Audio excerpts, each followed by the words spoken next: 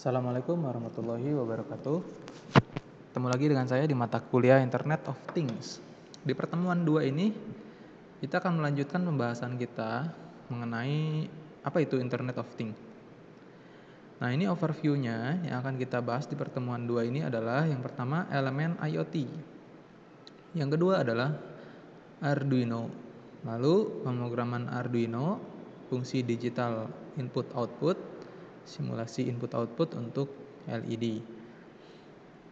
Oke, yang pertama elemen IoT. Elemen IoT ini sempat saya bahas di pertemuan pertama bahwa IoT ini terdiri dari sensor dan aktuator. Lalu selanjutnya adalah terdiri dari network connectivity dan processing. Nah, jadi ini adalah 3 elemen penting yang membangun sebuah rangkaian Internet of Things. Kita bahas satu persatu. Sensor dan aktuator. Apa itu sensor dan aktuator? Nah, sensor adalah alat yang mendeteksi suatu keadaan yang akan diproses. Sedangkan aktuator ini fungsinya adalah untuk menggerakkan suatu perangkat atau sistem agar bisa melakukan hal yang diperlukan. Jadi saling mendukung antara sensor dan aktuator. Jadi kalau sensor itu menangkap, mendeteksi sebagai inputan, aktuator itu menggerakkan hasil jadi sebagai outputnya. Lalu selanjutnya ada network connectivity. Jadi ini jaringan yang menghubungkan perangkat IoT dengan internet atau dengan perangkat lainnya, bisa kabel atau wireless. Jadi harus ada connectivity. Kemarin sempat ada yang bertanya, kalau ada sebuah sensor tapi tidak ada connectivity-nya, itu belum termasuk IoT karena tidak ada connectivity di dalamnya. Lalu yang ketiga adalah processing. Processing ini adalah yang melakukan proses dan menghubungkan antara sensor dan atau aktuator terhadap network connectivity-nya. Jadi processing ini ibaratkan otaknya. Nah, nanti kalau kalian mau program atau itu nanti pemrosesan ini yang akan membantu menghitung, memutuskan algoritma-algoritmanya seperti apa. Jadi kalau di komputer itu kan ada prosesor. Nah, itu fungsinya adalah untuk processing. Nah, di sini pun ada prosesornya tapi berbentuk mini chip nanti yang ada ditanamkan di board Arduino-nya itu sendiri. Arduino itu apa? Ini sering mendengar ada Arduino lagi booming juga. Ini adalah sebuah sistem minimum sebuah sistem minimum microcontroller yang digabungkan dalam satu modul elektronika siap pakai disertai dengan software pemrograman. Itulah Arduino. Jadi ini minimal ada Arduino-nya sebagai microcontroller. Nah, ini kenapa sih ada Arduino? Ini kalau saya kasih ilustrasi itu kalau microcontroller konvensional itu seperti ini Bahkan kalau bumbu masak itu masih misah-misah tuh. Cabai sendiri, bawang sendiri, jahe sendiri, lengkuas sendiri Nah, jadi ibaratkan kalau di perangkat elektroniknya itu masih misah-misah antara chipnya itu sendiri, modulnya sendiri, boardnya lalu perlu disolder sendiri maksudnya misah-misah tuh perangkat-perangkatnya. Itu kalau konvensional. Nah, dengan adanya Arduino ini sangat memudahkan kita karena dia udah terbentuk dalam bentuk modul modul microcontroller. Jadi itu udah kita butuhnya apa nih, misalnya mau bikin gulai itu udah ada bumbu sendiri gulai misalnya Nah, itu campuran bumbunya udah ada di dalamnya. Nah, gitu pun dengan kita bikin IoT. Nanti ada modul-modul yang misalnya saya ingin modul untuk mobil, misalnya bikin mobil remote control, itu udah ada sendiri modulnya untuk mobil remote control contohnya. Nah, komponennya udah include di dalam modul tersebut Terus kenapa sih adanya Arduino ini? Pertama mudah digunakan karena tadi udah berbentuk modul, jadi kita nggak repot-repot lagi nyusun komponen-komponen kecil di elektronnya itu. Lalu adalah berbasis open source baik secara hardware maupun software. Nah, ini kabar gembira jadi tidak ada istilah bajakan karena ini open source semua dari hardware maupun software. Makanya saat ini di Indonesia banyak yang bisnis hardware khusus Arduino untuk IoT. Jadi dia memperbanyak, menduplikasi Dia beli Arduino yang aslinya, terus dia copy, bahkan di web Arduino-nya sendiri itu disediakan rangkaian PCB-nya ya, PCB-nya seperti apa itu tinggal copy aja, tinggal dibikin, maupun software-nya sendiri itu open source. Lalu bebas diduplikasi ya, pasti ya, karena berbasis open source otomatis bebas diduplikasi. Kelebihannya multi platform, jadi bisa digunakan di OS manapun. Lalu tadi open source secara hardware dan software. Pemrograman lebih mudah digunakan. Nanti ada IDE-nya sendiri khusus Arduino. Sudah menggunakan USB untuk mengupload atau mengisi program. Jadi nanti kalau mau nge-inject program ke dalam si Arduino-nya itu nanti pakai USB aja dari laptop, itu langsung ke running ke perangkatnya. Lalu terintegrasi analog input output. Jadi sudah ada integrasinya. Jadi ada, kalau kita butuh perangkat input, perangkat output itu udah ada di modulnya. Lalu ratusan library siap pakai. Nah, itu juga banyak ya. Jadi kalau nanti misalnya butuh perangkat apa, ternyata dia butuh library, itu di Google sangat banyak banget ya. Nanti kalian tinggal kombinasikan sesuai kebutuhannya. Makanya angkatan-angkatan sebelumnya itu sangat terbantu dengan kemudahan ini. Dengan belajar mandiri pun sebetulnya kalian bisa mengeksplorasi Internet of Things. Nah, ini contoh board dari Arduino Uno. Jadi Uno ini sebetulnya merek ya. Ini Arduino. Nah, Uno-nya ini merek emang dari Italia sebetulnya ya aslinya.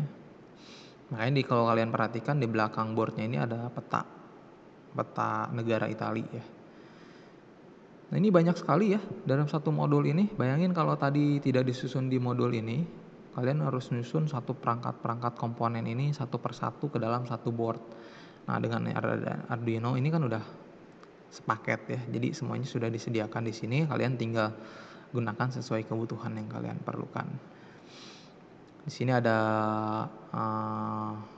port ya untuk input, outputnya, analog pin. Nah, ini kalau misalnya nanti perangkat-perangkat itunya menggunakan sistem analog, itu dia sediakan pin analog di sini. Kalau digital kan bisa di sini ya. Ini untuk digital. Lalu juga ada untuk ini power ya, ada port buat powernya. Lalu ini untuk USB port buat ke komputer juga ada ya, sudah disediakan. Lalu ada reset button, ada voltage, ada ini chipnya di sini ya. Nah, ini pemrosesannya di sini, microcontrollernya. Dia pakai ATmega 328. Jadi seri Arduino-nya sendiri itu banyak serinya ya. Oke. Lalu ada istilahnya project board. Nah, ini juga salah satu komponen penting untuk kita ketika kita mau membuat sebuah percobaan. Project board sendiri ini papan elektronika ya, untuk membuat prototyping seperti ini bentuknya. Nah, ini namanya project board. Ada juga yang menyebutnya ini breadboard. Nah, bentuknya seperti ini, ada lubang-lubangnya. Nah, di bawahnya ini sebetulnya kalau kalian bongkar itu ada lempengan tembaganya ya untuk mengalirkan listrik. Nah, biasanya ada dua bagian. Ada bagian paling pinggir, atas dan bawah. Ini biasanya secara apa ya, bukan aturan sih sebetulnya, biasanya orang kalau bikin prototyping itu yang bawah dan atas ini digunakan untuk aliran listriknya ya. Nah, ground, lalu input voltasenya. Nah, yang tengah biasanya untuk menempatkan perangkatnya, apakah itu LED atau modul sensor geraknya ya, dan lain sensor aktuator itu biasanya di tengah ditancapkannya. Kalau di sini biasanya untuk aliran listriknya, ground maupun inputnya 5 volt. Seperti ini ya. Nah, jalur power horizontal. Ini bentuknya horizontal. Jadi dia tembaganya di bawahnya itu bentuknya horizontal.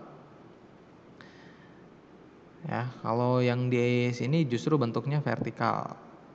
Nah, nanti akan ketemu kalau kalian bikin mulai prototypingnya. Yang biru ini biasanya untuk ground ya. Yang merah ini biasanya untuk power 5 voltnya. Oke. Nah, ini biasanya kejadian-kejadian yang saling terjadi. Nah, ini ya. Ini kesalahan ketika menempatkan sebuah komponen di tengah, dia disusun secara vertikal. Ini nggak akan nyambung ya. Nggak akan nyambung karena di sini adalah seperti ini ya. Nah, jadi dia ketemu lagi ya, ujung kiri sama ujung kanannya ketemu di plat yang sama. Nah, ini kan nggak boleh kan, dia looping dong harusnya ya. Harusnya ditempatkan seperti ini. Ya, nah ini salah nih. Harusnya seperti ini. Jadi komponen itu karena boardnya dia vertikal ya, bentuk plat-platnya, jadi tempatkan komponennya dia horizontal justru. Ya, kalau di sini buat power nanti jalur power. Nah, lalu pemrograman Arduino. Nah, ini bagian-bagiannya sempat saya sampaikan juga di pertemuan pertama. Halaman IDE Arduino-nya seperti ini. Ini ada grup menu ya, file, edit. Lalu ada yang keduanya grup sort button. Nah, ini untuk running, debug ya. Lalu ada coding area.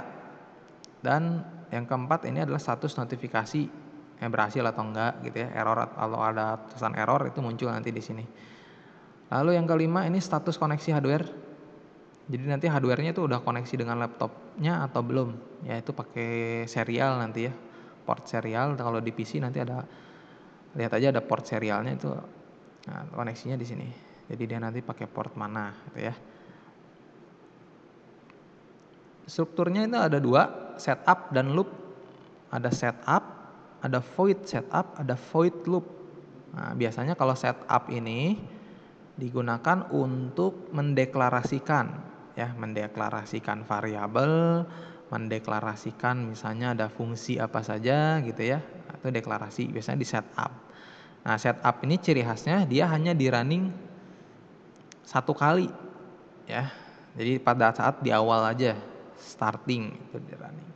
Nah, kalau loop ini adalah intinya ya, semua codingan algoritmanya di loop ya, karena dia akan berisi body atau inti dari programnya, karena dia akan bisa berulang kali dijalankan ya. Nah, kode program utama ya, di sini ada penjelasannya. Lalu kalau di atas setup, nah di atasnya biasa ditambahkan include. Kalau belajar C++, nah include ini untuk apa? Nah, biasanya untuk nambah library ya. Nanti kalau ada library tambahan, nanti di atas setup ada include apa gitu ya. Tergantung modul atau perangkat yang kita gunakan apa. Nah, itu nanti library-nya pun akan berbeda. Oke. Ini nanti kalian bisa pelajari tipe data, kalian udah belajar ya. Lalu ini fungsi digital I/O. Nah, jadi kalau input output nanti ada pin mode, ada digital read sama digital write. Ini masih ngomong dalam hal digital ya, fungsi digital input output. Pin mode untuk mengatur pin yang akan dijadikan input atau output. Lalu sintak mode adalah pin mode, ini ada pinnya, ada modenya. Parameter pin menyebutkan nomor pin secara fisik yang akan diatur modenya. Lalu parameter mode yang akan diatur pada pin Arduino seperti input outputnya. Contoh di sini, ini ditempatkan di setup ya, karena kita deklarasikan pin modenya. Pin mode 13 ini dari mana? Kalau ingat tadi board, yang board Arduino itu akan ada pin-pin input ya. Nah, itu nomornya, ada nomornya. Nomor pinnya nomor berapa yang dipakai. Jadi harus sama ya. Kalau pin yang di boardnya nomor 13, maka di programannya juga pin 13. Nanti sifatnya apa? Dia parameter ininya, modenya output. Ya, jadi pin 13 ini disetting sebagai output.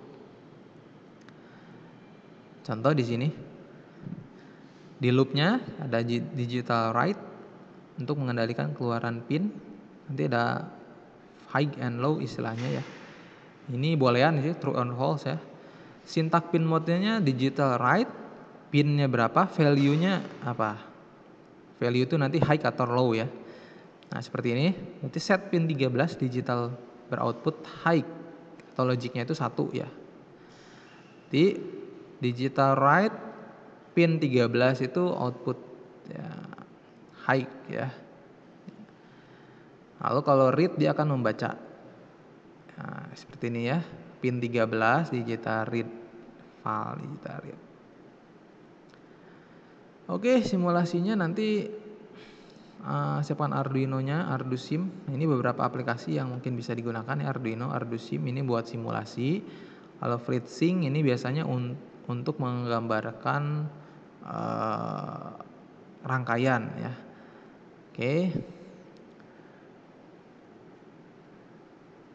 Sampai sini dulu. Jika ada pertanyaan di pertemuan 2 ini, silakan nanti diskusikan, hubungi saya. Terima kasih. Semoga bermanfaat.